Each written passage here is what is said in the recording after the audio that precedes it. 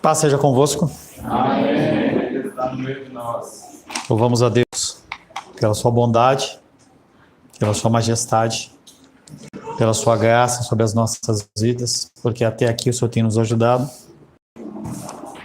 Pela segunda vontade dele, nós estamos neste último culto oficial, pois teremos apenas o culto da virada.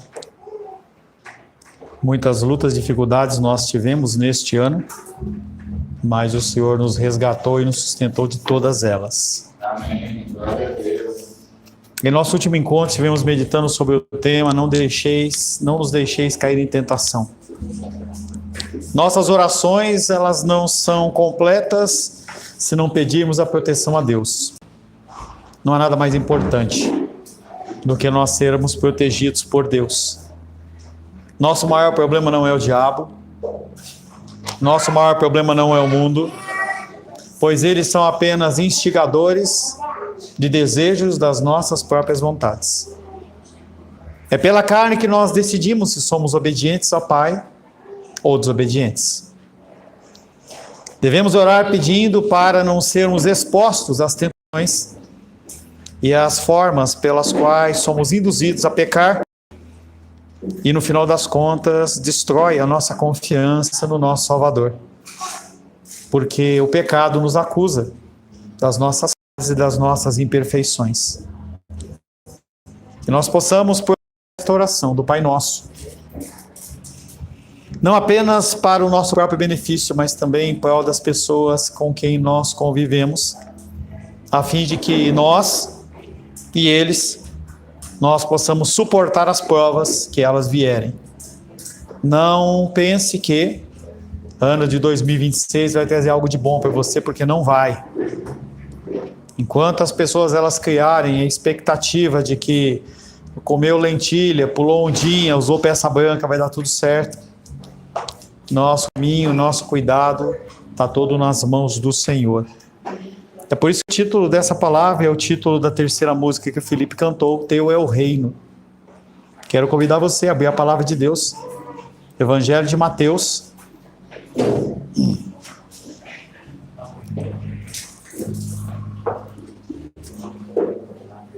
Evangelho de Mateus, capítulo 6.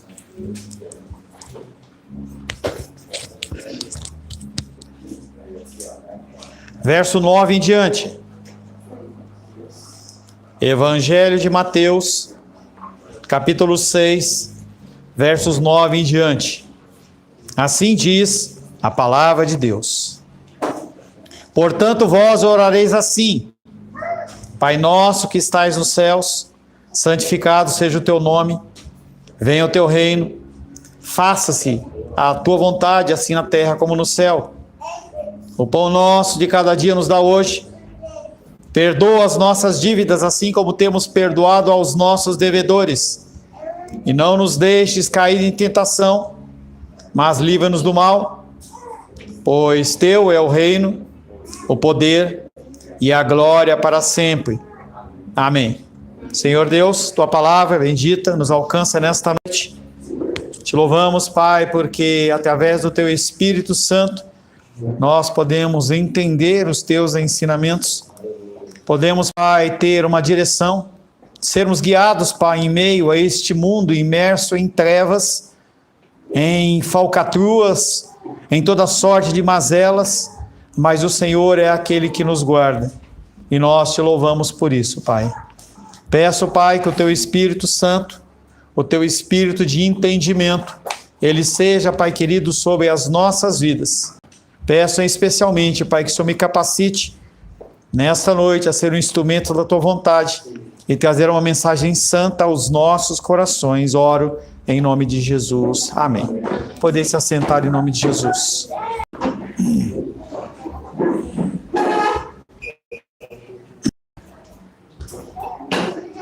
Teu é o reino. As crianças, conforme elas nascem, elas acham que elas são o rei. Todas as crianças aqui e todos nós também já passamos por isso. A bola da vez é o Joaquim. Joaquim, ele acha que ele é o rei. em que todo mundo tem que achar graça do que ele faz, e se disser não, ele acha ruim. E aí eu vejo as interações, em especial do Nicolas com ele, que quando ele bloqueia algo, ele acha ruim, porque na verdade ele acha que é rei. Só que nós temos que entender que só existe um rei, e o nosso rei é o Senhor. Nós meditamos em Mateus 6,13 na semana passada, na parte A do versículo, e agora nós vamos meditar na parte B do versículo, que diz: pois teu é o reino, o poder e a glória para sempre. Amém.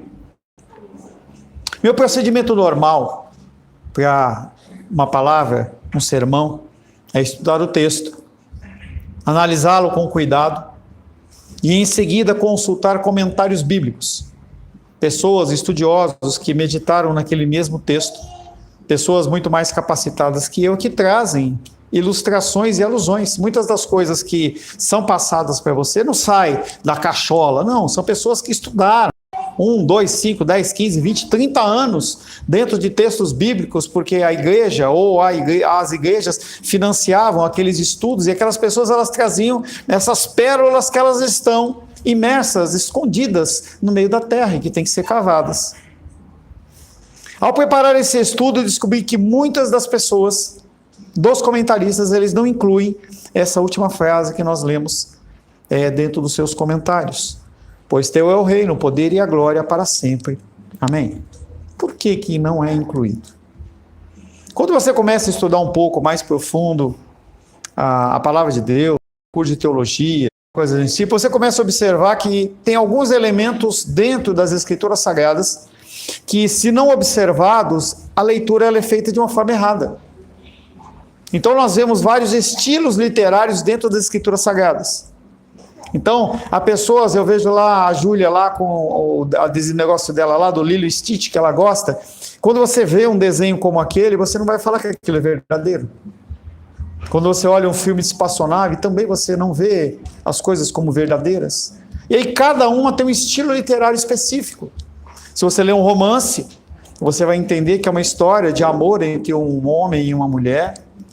Você pode ter um poema, você pode ter uma série de formas de leituras das Escrituras, e as Escrituras Sagradas elas têm essas características. Só que são textos que foram escritos há mais de 2000 anos atrás em relação ao Novo Testamento. O texto Marcos, os Evangelhos, eles foram escritos lá pelo ano 30, 60, 90, depois de Cristo, mas é muito tempo. E esse texto original ele foi escrito uma vez só, e as pessoas elas vão copiando. E aí a gente tem que meditar, imaginar aqueles locais, por exemplo, das igrejas católicas, aqueles mosteiros onde eles copiavam na mão. E a luz que eles tinham não era essa luz clara, era uma vela. E algumas vezes as pessoas elas faziam alguma leitura e elas podiam ter algum tipo de interpretação errada dentro daquilo que estava lendo. A gente vê bastante isso na leitura. Pega um de vocês aqui, em especial na dominical, começa a ler, a pessoa vai lendo um negócio e alguém corrige. Porque a pessoa leu aquilo de uma forma errada. Imagina quantas vezes os textos eles foram escritos até chegar nas nossas mãos. E aí esse texto em especial, se você perceber, ele é um texto que está entre colchetes. Por que ele está entre colchetes? Porque o entendimento teológico geral é que esse texto não faz parte de escritos originais. Então muitas pessoas olham para esse texto e falam, foram acrescentados. Sabe quando você na sua Bíblia, você está lendo, se você lê, claro, e você vai lá, faz aquela anotaçãozinha no canto da Bíblia, poxa, esse texto, faz uma marcaçãozinha, olha, faz referência àquilo, às vezes eu falo alguma coisa, você fala interessante, vou lá e anoto. Então as pessoas elas acham que esse texto, ele foi incluído de forma póstuma. Então as pessoas não dão muito valor para esse tipo de texto. Sempre presta atenção quando tiver entre aspas, entre chaves, entre colchetes, porque aquilo ali tem algum tipo de observação em especial que não faz parte dos escritos originais. Há duas razões para a falta de espaço dedicado a ele nos comentários. A primeira é essa que eu falei para vocês, é um problema textual. Algumas pessoas olham para aquilo ali simplesmente como um desfecho da oração. É uma palavra chamada doxologia. O que é doxologia? Se você vê algumas Bíblias, no final aparece lá dos Salmos, doxologia. Doxologia é a oração final. Vem se expondo um texto, aí você faz um fechamento, uma pequena breve oração ali. essa doxologia. Eles entendem que pois teu reino, o poder e a glória para sempre, amém, é simplesmente uma doxologia. Mesmo entre os estudiosos convencidos de que o trecho estava na oração original, não se dá atenção para ele. Nem estranho, porque ele é importante. A tendência é tratá-lo como uma espécie de pós-escrito, um verso não muito importante, porém isso me incomoda. Porque ele traz partes importantes e essenciais dentro da oração do Pai Nosso. Algumas coisas a serem observadas que eu separei para a gente meditar. A primeira delas significa reverência. Em primeiro lugar, nós estamos acostumados, dentro da nossa cultura ocidental, a tratar todo mundo você. Eu acho muito bonito. Não é um costume que eu aprendi, não é algo que eu passei para minha filha, mas eu acho que é algo muito bonito quando eu vejo a Helena vai lá, benção, vô. Ele está olhando para o André e falando assim: André, eu respeito você de tal maneira que eu peço que você me abençoe. E a gente está perdendo isso, ano após ano, década após década. As pessoas, elas não têm mais respeito pelas autoridades, a gente vê isso nas escolas. As pessoas se chamam, ô mano, ô brother, ô cara, ô velho. Estava hoje de manhã aí, com a nossa Natália conversando com o Gabriel, e aí, velho? Aí eu falo assim, velho, que velho é esse, entendeu? Entenda que a gente começa a perder essa afinidade, esse respeito pelas pessoas, e a coisa começa a ficar de uma forma informal. Informalidade é legal, mas informalidade até certo ponto. Então nós temos que chegar num local, nós temos que saudar as pessoas com a paz do Senhor. Você não pode entrar no ambiente e não falar com ninguém. A minha filha, quando era pequenininha assim, ela já foi pequenininha, ela era carinha fechadinha assim, ela não cumprimentava, a gente batia na tecla, você tem que falar bom dia, tem que falar boa tarde, cumprimentar as pessoas. Educação. A gente vê dentro da língua portuguesa, algo que eu já falei para vocês, a palavra você, que hoje é VC, era vós mecê. Esse vós trazia um contexto de respeito. E é exatamente o primeiro tópico que a gente vai falar, reverência. Em que algumas versões não está teu é o reino, o vosso é o reino. O vosso traz formalidade. Não é alguém qualquer, é alguém superior a mim. Teu e vosso, parece que não tem diferença nenhuma, mas tem muita. As pessoas simplesmente não falam mais vós. A fim de tornar a Bíblia mais acessível, os tradutores, eles mudam algumas coisas. E a gente vê versões de Bíblia que tratam, só não chegam a tratar Jesus e Gervásio, mas da linguagem de hoje, você lê aquilo ali e fala assim, o que o cara está falando? Você começa a conversar com as pessoas, não, mas eu tenho dificuldade de ler a Bíblia Ara. Mas é claro que tá. Você está ficando com a sua mente cada vez mais cauterizada e você não quer raciocinar, você tem que pensar, você tem que expandir o seu vocabulário. E não é simplesmente falar de palavras difíceis, mas você tem que expandir o seu vocabulário. E não é com velho, com cara, é falar palavras corretas. Você tem que trazer.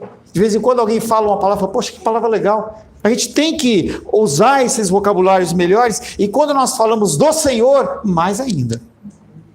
Em meus estudos tenho notado que quase todas as línguas do mundo ocidental fazem distinção entre nomes pessoais formais com informais. Quando eu estudei no colégio católico tradicional lá em São Paulo, havia a formalidade. Nós não poderíamos tratar um professor por você. Era senhor, senhora. Hoje, o aluno bate na cara do professor. Não há respeito. A gente vê conflitos entre pais e filhos sem respeito.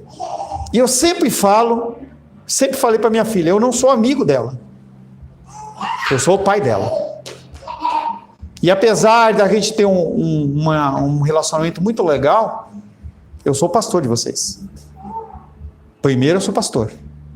E aí, se eu tiver que criar algum tipo de conflito com você para instruir você em alguma coisa, eu vou fazer. Eu não estou preocupado se você vai me amar, não estou preocupado se você vai ficar na minha igreja, eu estou preocupado que você tenha instrução correta para que no dia do Senhor você seja aprovado como uma pessoa amada por Ele. É isso que eu tenho de interesse. E as pessoas, elas ficam chateadas, elas ficam boladinhas quando eu chamo a atenção, mas eu tenho que chamar a atenção. Nós, como pais, temos que chamar a atenção. Hoje pela manhã, a Helena veio com toda a graça aqui a salva, com as ofertas, e foi ali. Eu falei, não, Helena, eu vou contar. Eu falei, Helena, você não vai contar. E ela ficou invocada, porque ela acha que ela é o quê? A rainha do reino. E as crianças, elas têm que aprender que não é também uma palavra de amor. Nós temos que ensinar para os nossos filhos o respeito, a reverência. Se nós não conseguimos manter respeito e reverência com aqueles próximos a nós, como nós vamos manter reverência com Deus? Por isso que vosso é tão importante. Da mesma forma, o culto deve ser marcado por um espírito de reverência e adoração. Devemos nos aproximar de Deus como se de joelhos, em honra ao nosso Deus. Tradutores bem intencionados alteraram os pronomes, mas isso gera desrespeito. Quanto mais facilidade de comunicação, sem o cuidado do ensino, vira desrespeito. Então, eu sou o pai da Luísa. Eu sou o seu pastor. Ou melhor, eu estou o seu pastor. E essa condição, uma condição de respeito, quando nós pensamos no sacerdócio masculino e na condição da submissão feminina, a condição é o respeito. Quando você é grosseiro com o seu marido, quando você o desrespeita, você está quebrando a hierarquia que o próprio Deus está acertando. Entenda que não é um princípio machista, não é um princípio da igreja do pastor Paulo, não é um princípio de uma igreja reformada, não, é um princípio da Bíblia. Falava hoje pela manhã. Você não tem que se adequar ao que eu acho ou o que eu penso, e sim o que a Bíblia diz. E toda vez que você desrespeita o seu marido, toda vez que você, filho, desrespeita o seu pai e a sua mãe, você está desrespeitando Deus. E isso é muito sério. É uma linha tênue aqui, pois a Bíblia nos incentiva a entrar com ousadia na presença de Deus. Efésios 3:12.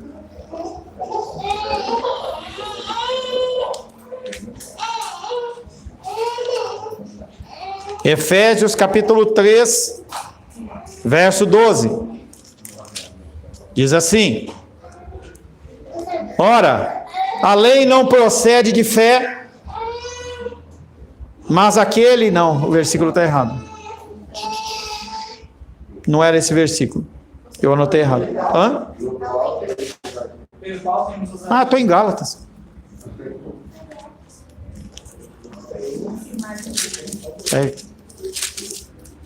Desculpe. Exato. 58. Efésios 3:12. Pela qual temos ousadia e acesso com confiança mediante a fé nele. Só que essa ousadia não tem a ver com uma ousadia minha, tem a ver com uma ousadia através do Senhor. Porque as pessoas, elas não podiam entrar na presença do Senhor se não fosse através do sangue. E se você não tem Cristo no coração, você não pode entrar na presença dele. Mas pelo sacrifício dele, eu entro em ousadia. Mas ousadia com respeito. Ousadia com reverência. Somos instruídos até mesmo a nos dirigir a ele como Abba, Romanos 8:15.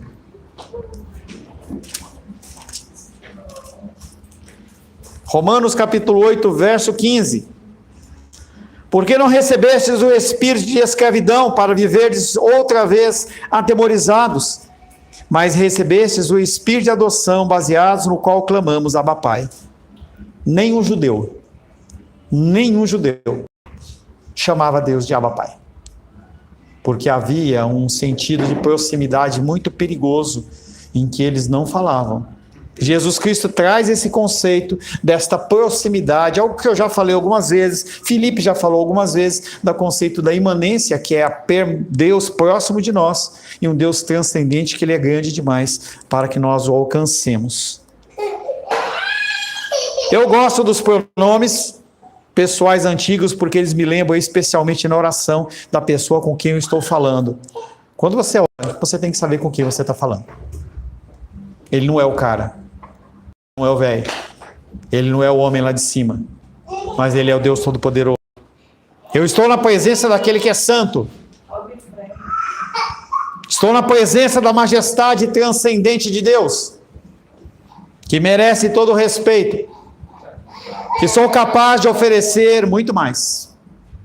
Por esse motivo, eu prefiro dizer, em vez de teu é o reino, eu prefiro dizer, vosso é o reino. Primeiro, reverência. Segundo aspecto, ele é rei de tudo.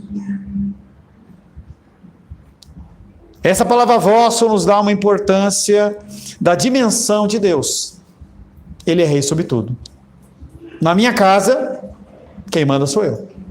E aí, a gente estava lá em casa, acho que foi a Júlia, no Dia das Mulheres lá, e ela me falou assim, pastor, cadê a árvore de Natal?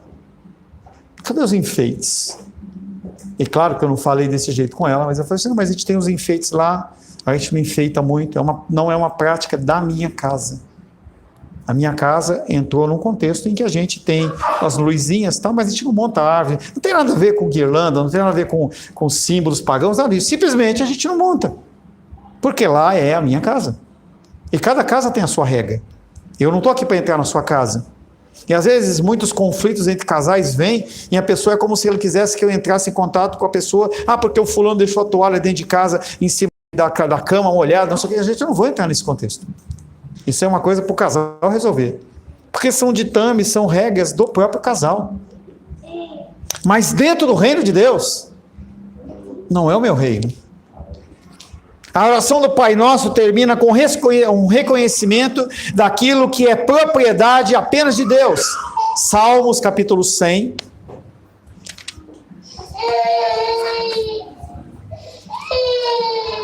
Salmos capítulo 100, verso 3. Salmos 100, verso 3. Sabei que o Senhor é Deus, foi Ele quem nos fez, e dele somos. Somos o seu povo e rebanho do seu pastoreio. Aonde está o teu arbítrio? Aonde está o seu poder de decisão? Se Ele é o teu dono, você é o rebanho dele. Até uns 5 anos atrás, talvez um pouquinho mais, quando você tinha um animalzinho, você falava, esse é o meu cachorro, esse é o meu gato. Agora você não pode falar que você é dono, você tem que falar que você é o tutor. Não, pai é uma abominação diferente, tá? Tutor, não pode falar que é dono, porque afinalzinho aquele animal ele deixa de ser um objeto, que inclusive no imposto de renda ele era declarado como um bem semovente. Os mais antigos vão lembrar disso. Semovente, você declarava, eu tenho um animal de raça, eu tenho um cavalo, eu tenho uma vaca, era um bem. Agora você não pode falar que eu sou dono, tanto que também muda. Você começa a observar as mudanças. Eu não sou mais pai na certidão de nascimento. Quando o Lucas for nascer, talvez a Isabela já tenha vivido isso, vai estar lá. Genitor. Não é pai. É genitor. Genitora. Porque a gente não pode ofender a classe trans. Então a gente tem que entender que essas terminologias, elas não são banais. Elas têm uma motivação. Porque se não tivesse, o povo LGBTQ+, não estaria preocupado em mudar terminologia, falar todos, não teria preocupação com isso. Porque não faz diferença. Faz diferença. Faz diferença. Temos que entender que o reino é dele, não é meu. Eu sou um servo desse reino. Navegando pela internet recentemente, me deparei com um questionário de 10 perguntas, cuja finalidade era testar o conhecimento dos leitores a respeito da fundação do Brasil. Uma das perguntas foi: que governo é o do Brasil? É uma oligarquia? É uma aristocracia? É uma democracia direta, indireta? E a resposta correta não foi colocada, porque o Brasil ele foi fundado como uma república. A república diz que o poder emana do povo, pelo povo, para o povo. O reino de Deus não é assim. É como se fosse no Brasil um contrato.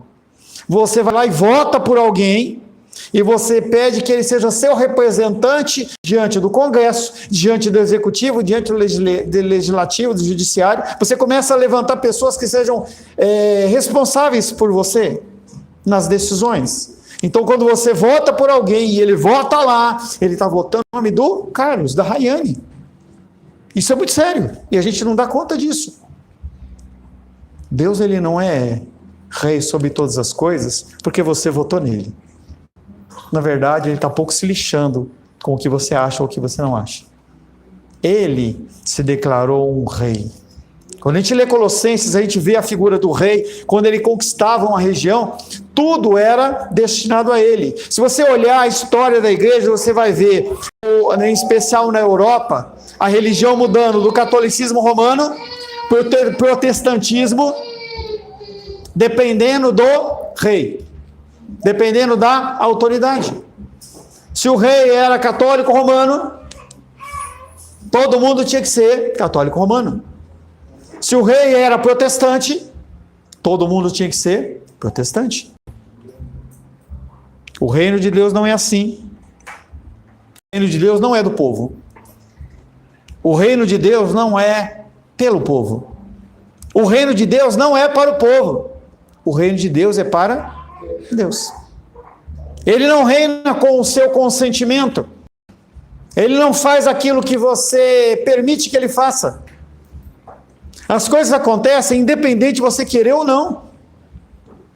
Reveses e coisas boas aos seus olhos acontecem independente da sua anuência. Ele faz e pronto. Ele governa com a sua autoridade soberana. O seu reino se estende sobre nós.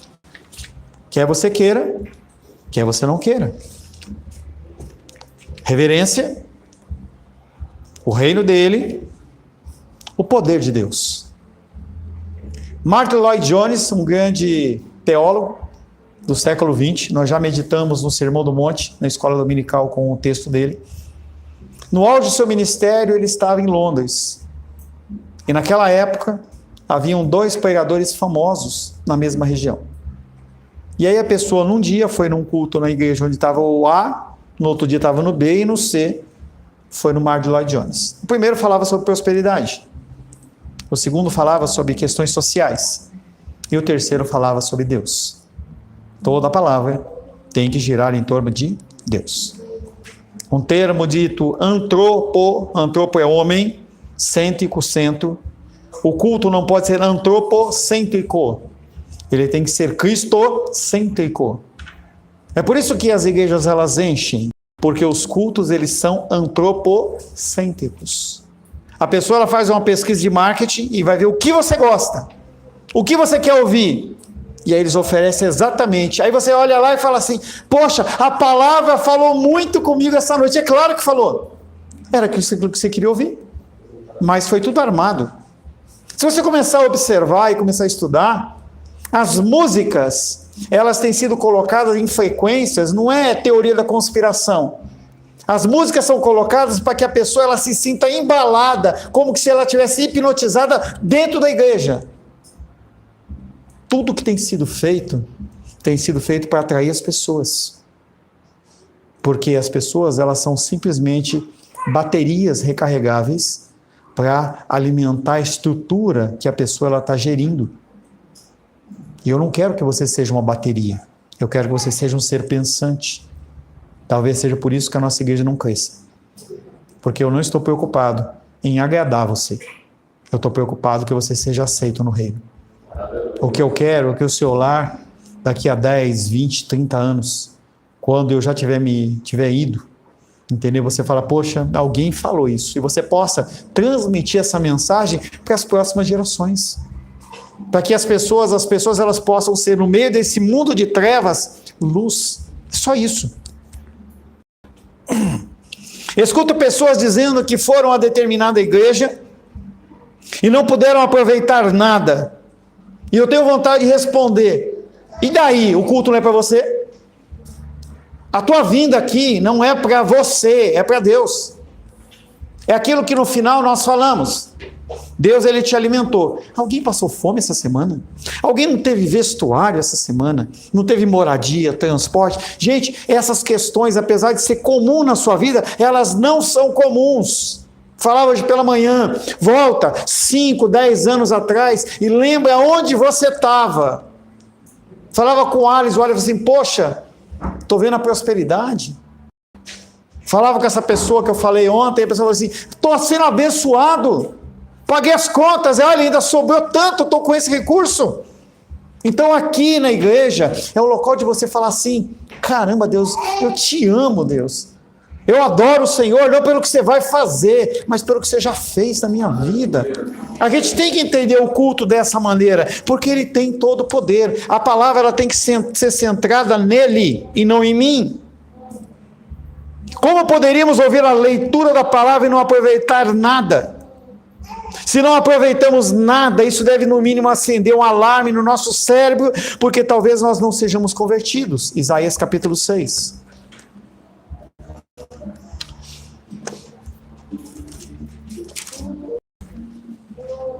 Isaías 6, versos de 1 a 5.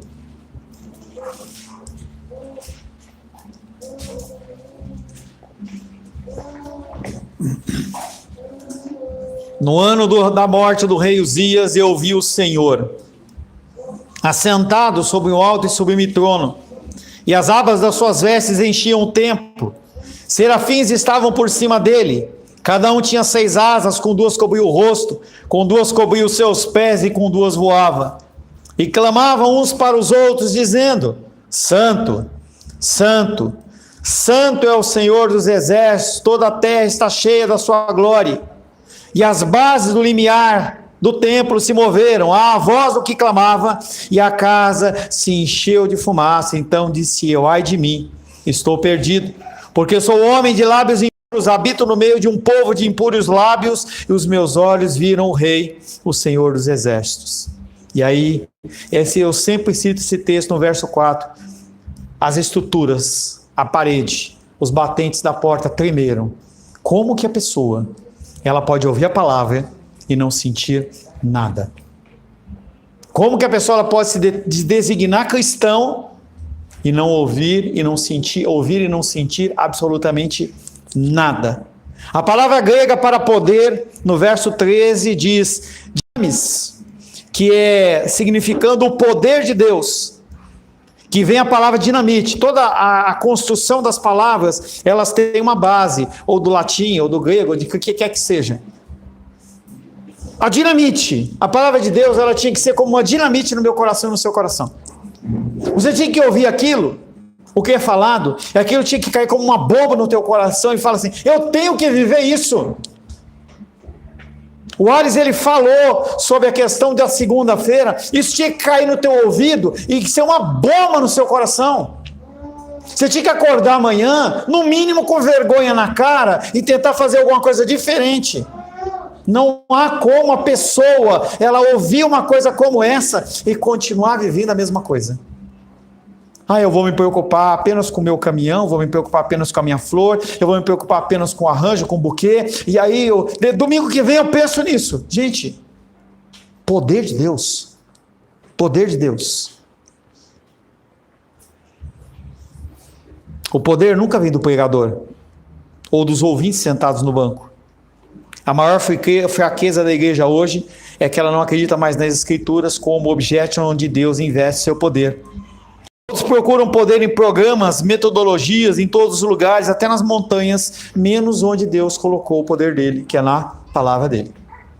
O poder da palavra de Deus é o poder dele, e é somente dele esse poder. Reverência, reino, poder e glória.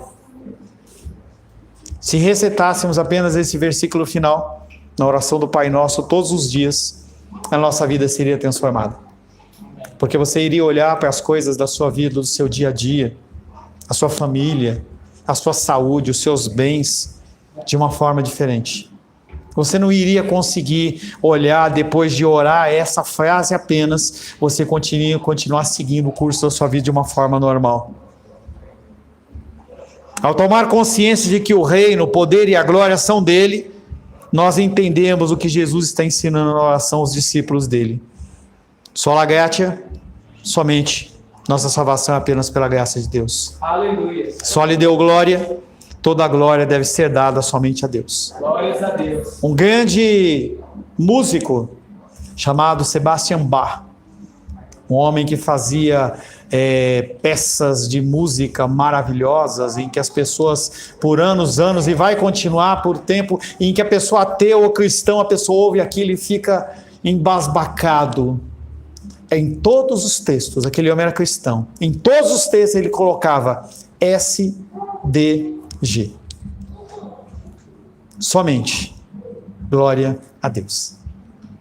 Não é o glória a Deus que a gente dá.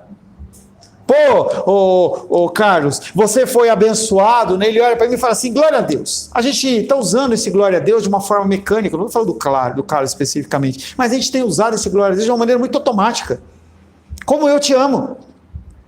E esse homem, ele entendia que todo o sucesso dele, toda a construção que ele tinha, daquelas peças musicais maravilhosas, ele sabia que não tinha vindo nada dele. E ele não falava glória a Deus. Ele falava a glória somente a Deus. Porque se você fala glória a Deus, parece que você pega um pouquinho, pega uma migalhinha para você, afinal de contas você se esforçou, afinal de contas você estudou, afinal de contas você tem o seu mérito, e aí o restante, talvez a grande maioria seja de Deus. Ele fala não, 100% é dele, a glória somente a Ele. Nós temos que tomar cuidado com essa mecanicidade das coisas, como a oração do Pai Nosso. Você orar a oração do Pai Nosso de uma maneira mecânica, o que é danoso. Deus teu é o reino, tu o possuis e o governas. Teu é o poder, sem a qual somos impotentes, não temos glória alguma em nós. Sabemos que nunca dividirias a glória do Senhor com os homens. Nós cantamos glória ao Pai, ao Filho e ao Espírito Santo. Nós atribuímos à Trindade a glória e a majestade que a eles é devida. A tentação original no Jardim do Éden está relacionada à usurpação da glória de Deus. Satanás, ele vai lá no ouvido de Adão e Eva e fala: vocês vão ser como Deus. Vocês vão também receber glórias. Vocês vão construir esse mundo novo que eu coloquei você e Adão e Eva para construir aqui, para gerenciar esse reino. Vocês vão ser olhados talvez como líderes. Essa foi a conversa de Satanás. Satanás também foi testado dessa maneira. Isaías capítulo 14.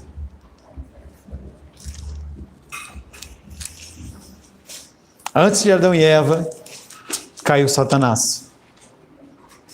A Bíblia não nos relata como foi essa situação.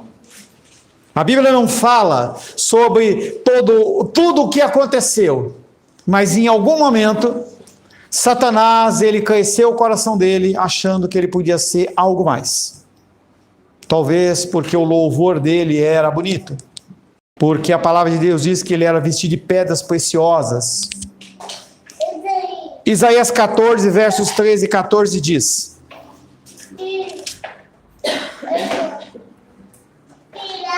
Verso 11: derrubado está na cova a sua soberba, e também o som da sua harpa por baixo de ti. Uma cama de gusanos e os vermes são a tua coberta. Como caíste do céu, ó estrela da manhã, filho da alva, como fosse lançado por terra, tu que debilitavas as nações. Está falando de Satanás. É uma alusão a um rei, mas fazendo uma figura de Satanás. Tu dizias no seu coração: subirei ao céu, acima das estrelas de Deus, exaltarei o meu trono, e no monte da congregação me assentarei, nas extremidades do norte. Subirei acima das mais altas nuvens e serei semelhante ao Altíssimo. Satanás, ele achou que ele poderia receber a glória.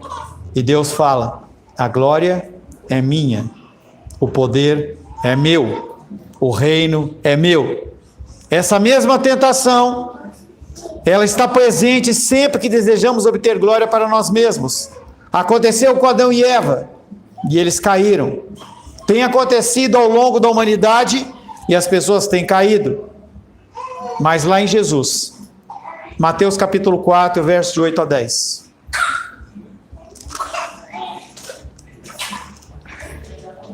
Mateus capítulo 4, versos de 8 a 10. Levou ainda o diabo a um monte muito alto, mostrou-lhe todos os reinos do mundo e a glória deles.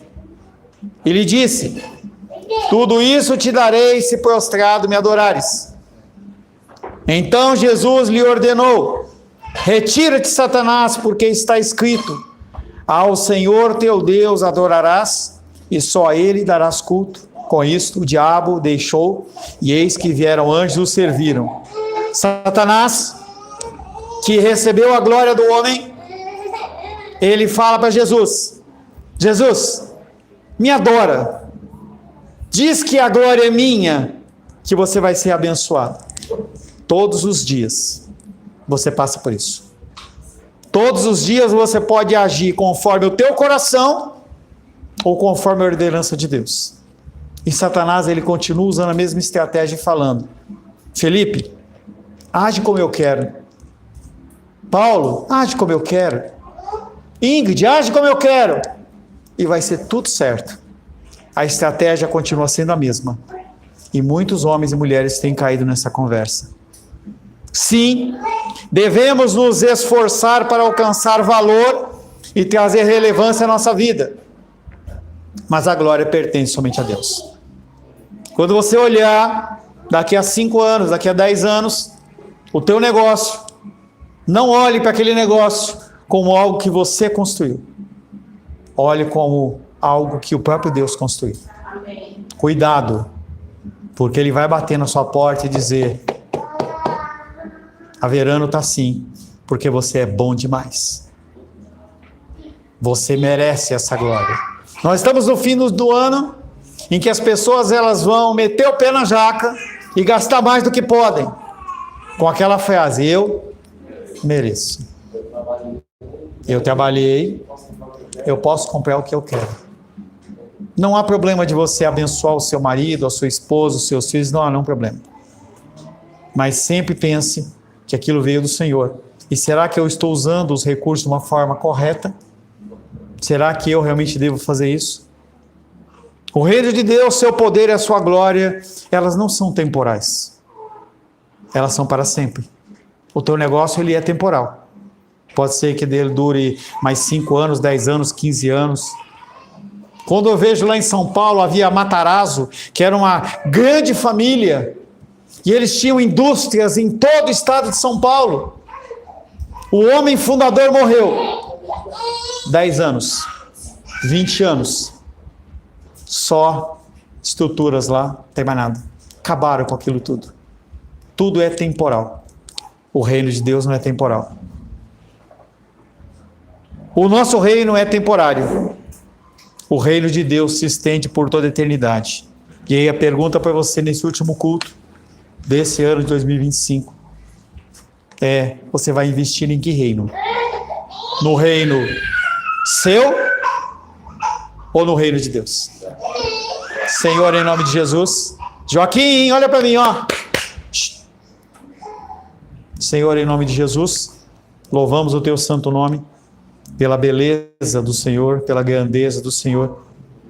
Que o Senhor possa colocar nos nossos corações a tua reverência, que nós possamos reconhecer que tu és rei de tudo, que nós possamos glorificar o Senhor em todas as coisas, que nós possamos ser membros deste reino e nós possamos brilhar a luz do Senhor em meio a essas trevas, Pai. Te louvo, Pai querido, por mais esta palavra e peço, Pai, que na segunda-feira nós possamos ainda ser embalados por essa palavra, constrangidos pelo teu agir e teu mover, e que teu nome seja glorificado em todas as coisas. Oro em nome de Jesus. Amém. Graças ao nosso bom, querido e amado Deus.